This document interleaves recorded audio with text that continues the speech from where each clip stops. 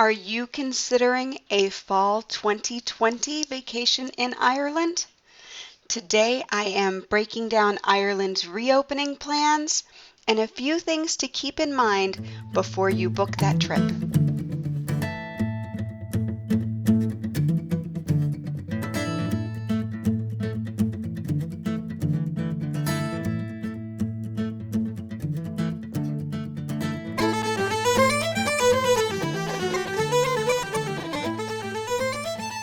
Thanks again for joining me here on the Traveling in Ireland podcast.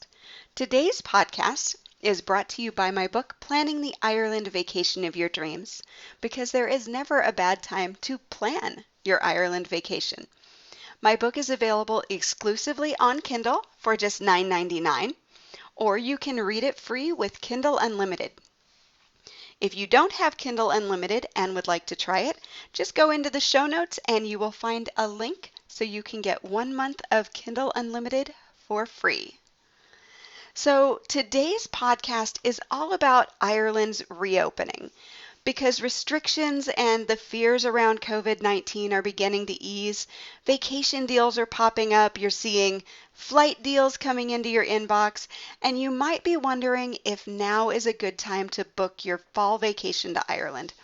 So we're going to kind of go through a little bit of Ireland's 5-stage reopening, some things you might want to keep in mind if you're thinking about a trip to Ireland this fall, and a few tips if you do decide to go. So, starting with Ireland's 5 stages of reopening. The first stage, they have 5 phases in this. The first phase started on May 18th, and that was a lifting of the 2-kilometer lockdown. They extended it to 5 kilometers, and people can start meeting other people outside as long as they maintain good social distancing. A few outdoor retailers like garden centers have been allowed to reopen, and some outdoor amenities have also become available. Phase 2 begins on June 8th, and this is when people will be allowed to visit friends and relatives at other houses. Some small retail shops can reopen if social distancing can be observed, and public libraries are scheduled to reopen that day. Phase 3 begins June 29th, and this will allow for small social gatherings, and people who have low interaction jobs can return to work. Playgrounds are also scheduled to reopen on this day. Phase 4 on July 20th is when the reopening really begins to really benefit tourism. So on July 20th, you're going to see hotels, museums, and attractions begin to reopen fully. Right now, some attractions, if they have a large outdoor component, are open in nature. Their visitor centers and things like that aren't, but the outside, the gardens or the walks and things like that have been opened for people within their 5-kilometer radius. But on July 20th, that's when tourism can really begin. Now, at this time, it's still probably going to be mostly in Ireland, and I will tell you why that is the case in just a minute. Now, on August 10th, Phase 5 rolls out. This is the last phase, and this is when pubs are going to be expected to reopen. Now, pubs are kind of a tricky thing. Social distancing in a pub is going to be very difficult, and that is why it's taking place at the very end of the reopening.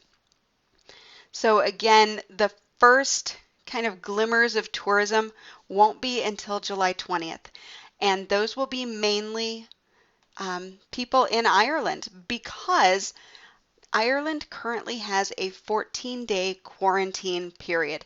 It is mandatory for anyone coming into Ireland by boat or by plane, which is really the only way you can get there. And it's in place through June 18th.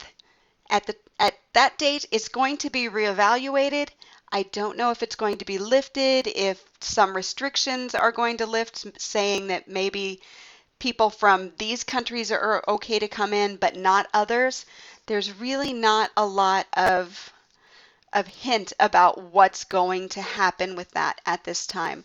Now, the Irish Tourism Industry Confederation is calling for this to be relaxed as soon as possible, subject to public health and safety, of course, because Ireland's tourism industry, about 75% of the people in Ireland are working in it in some way, shape, or form, and they really need to get back to work. So there's a hope that this will relax sooner rather than later and to a broad audience, but until June 18th, no one's really going to know for sure.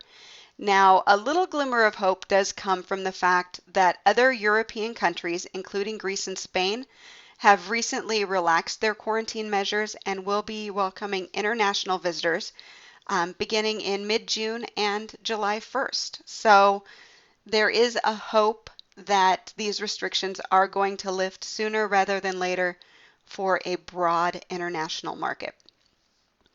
Something else that has just come up beginning today actually, is the Public Health Passenger Locator Form. Now this goes with that 14-day quarantine period, and what it is that anyone arriving into Ireland from overseas will be required to fill out this form on arrival. It's to be sure that people are quarantining. It gives the information of where you will be, and it makes it possible for you to be contacted if there maybe was a COVID-19 case that can be traced back to the aircraft or the boat you came in on, or it also allows for things to trace back to you. So with the 14-day quarantine period and the public health passenger locator form, while those are both in place, international tourism is not really going to go ahead very strongly to Ireland just because most people can't really spend 14 days of their vacation in one place with no contact and no ability to sightsee. And then the public health locator form, it's a little, I don't know, there's some controversy over it, obviously, with security and privacy laws. So both of those kind of make it difficult to visit Ireland at this time. Now, that said, that could change. That could change by June 18th. So I'm keeping a watch on it very, very closely. So should you plan a fall 2020 vacation to Ireland? That is the big question, isn't it?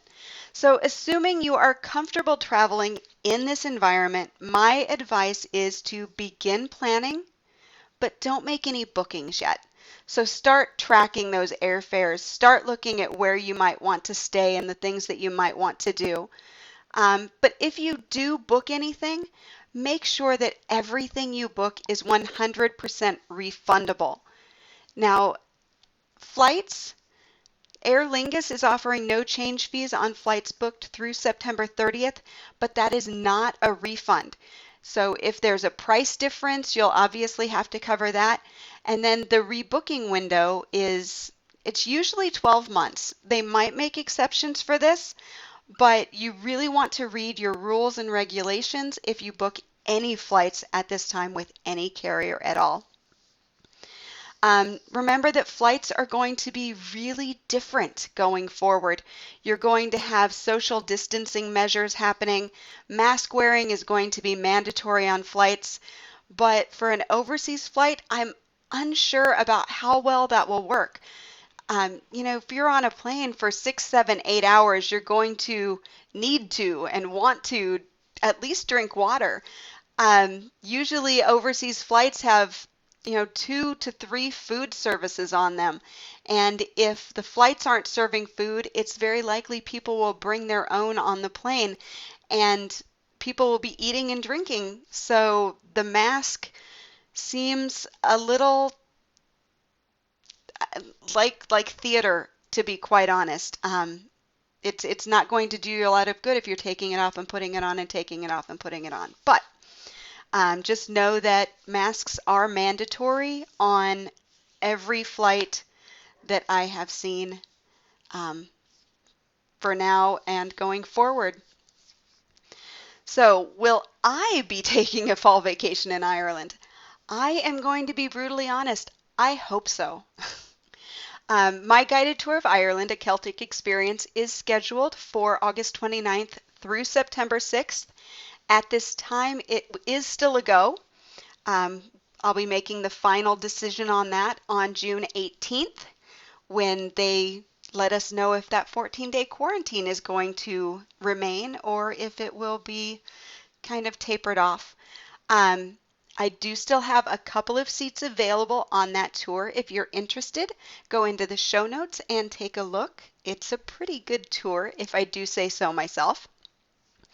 Now, even if my tour doesn't go forward, I really plan to visit Ireland just as soon as I am able, partially because it's my job to share the up-to-date travel information, and some of that information can only really be shared well by experience. So what is your flight going to be like? How's Dublin Airport going to be? Are there any things that you're going to need to know as you fly in or as you depart? Are you going to need more time? Will it take less time? How is car rental going to change? So those kind of things, your experiences they're obviously going to be different. And the only way I can share this up-to-date information with you is to actually go and have that experience. And while I understand that some people disagree with my decision to travel, my job is dependent on it. I will, of course, take all recommended precautions and will do so as safely and responsibly as possible. It's not something that I take lightly for the safety of myself and my family and those around me. So, if you do decide to visit in Ireland this fall, and flight prices are probably going to be very good, and tourism numbers are going to be down, so you won't run into the big crowds that you may have run into in Ireland in the past, I have 3 places that you might want to consider basing yourself or adding to that itinerary. Now, you're going to need a car for all of these places, and to get a car rental, I highly recommend Irish Car Rentals. It's irishcarrentals.com, and you can save an additional 10% when you use the code IFV for Ireland Family Vacations in the promotions box. So, let's get off the tourist trail and go to 3 areas that I really think are terrific to experience Irish history, culture, and have terrific outdoor explorations. The first is County Sligo. I fell in love with County Sligo a couple of years ago, and I've been back a few times since, and it's such an amazing spot. It's so often overlooked. It's on the Wild Atlantic Way, kind of tucked up there between Mayo and Donegal. But people drive through it and often don't stop. So you're going to find ancient history, some really amazing megalithic structures, wonderful water activities. Think stand-up paddleboarding, kayaking, and eco tours, and amazing, amazing food. Both Elabon and Hooked in Sligo Town are phenomenal restaurants, and I can't recommend those highly enough. So County Sligo, choice number 1. Choice number 2 is the Ballymora region. Now this is kind of at the crossroads of Cork, Limerick, and Tipperary. So it's kind of mid Ireland, right? But it's a heartland region. Most people drive through it, usually as they're driving between the Cliffs of Moher and the Ring of Kerry, but few people take time to explore. Now, mountain biking is incredibly popular in the mountains here, but you're going to find stunning gardens and magical historic sites. Absolutely love Lough Gur. It's one of my favorite places in the entire country, and it has really easy access, so it's a great place to just base yourself, because you're going to be able to very easily take day trips to spots like the Rock of Cashel and the Cliffs of Moher, the Ring of Kerry. You can pop over to the really cute village of Adare. You can get up into Limerick City. I mean, it's such a great place if you want to have a central base to visit that southwest coast of Ireland. And then for your third spot, think sunny southeast. So we're looking at Wexford or Waterford. We stayed in Dunmore East last June, and had an amazing stay. I never wanted to leave. From here, you're going to find wonderful beaches and terrific coastal cliff walks. A couple of my favorites are the Dunmore East Cliff Walk and the Ardmore Cliff Walk. Absolutely stunning. You'll also have really easy access to ancient sites. I use Neil Jackman's book, Ireland's Ancient East, to find some places that nobody's ever heard of. Amazing spots that you're going to be able to visit, and there will be no one else around.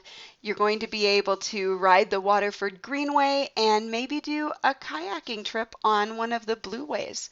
So it's a really terrific spot to enjoy Ireland, enjoy the coast, and explore without a lot of tourists down there. So for more information, I am sharing news as it comes out and as I see it on the Ireland Family Vacations Facebook page.